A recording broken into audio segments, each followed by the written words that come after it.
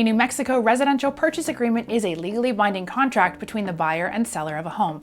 It outlines all of the important terms and conditions of the transaction, such as the buyer's monetary offer, the closing date, financing terms, and the rights and responsibilities of both parties. In this video, we'll cover how a residential purchase agreement works, the legal requirements in New Mexico, and what you need to create one. We're eForms, the biggest online database for legal documents. Stick around and we'll tell you where you can find an official residential purchase agreement specific to New Mexico. First, let's review how does a residential purchase agreement exactly work. When someone is interested in buying a home, they must present the seller with a residential purchase agreement. It acts as an official offer stating how much the buyer is willing to pay for it, how it will be financed, and any contingencies that must be met before the deal is closed. It typically takes some negotiation between the buyer and the seller to agree on all parts of the contract. Once an agreement is met, both parties sign the document, making it legally bound. This means that the agreement can only be terminated if both parties agree to it, or if a contractual contingency or a legal requirement is not met. So what are the legal requirements in New Mexico?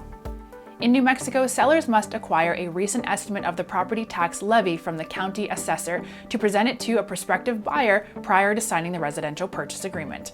In addition, while there is no statute that requires sellers to disclose material defects on the property, they may be held liable for fraud or misrepresentation in a New Mexico court. Finally, under federal law, the seller must provide a disclosure about lead-based paint exposure if the residence was built before 1978. Now that we know more about how a residential purchase agreement works and what is legally required, here are some things that you should do to make sure the process goes soundly. Include a mortgage pre-approval letter. A mortgage pre-approval letter is a document from the bank estimating how much it is willing to lend to the buyer based on their credit history, income, debts, and assets. This helps the seller determine whether the buyer is financially credible. Offer an earnest money deposit. An earnest money deposit is a percentage of the offer and provided to the seller as a show of good faith. It is written into the residential purchase agreement and typically delivered when the agreement is signed. Use an addendum to modify or add to the agreement.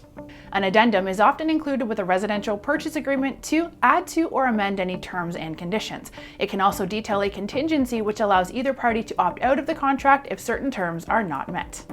If you're in need of an official New Mexico residential purchase agreement, you can get started by clicking the link right here.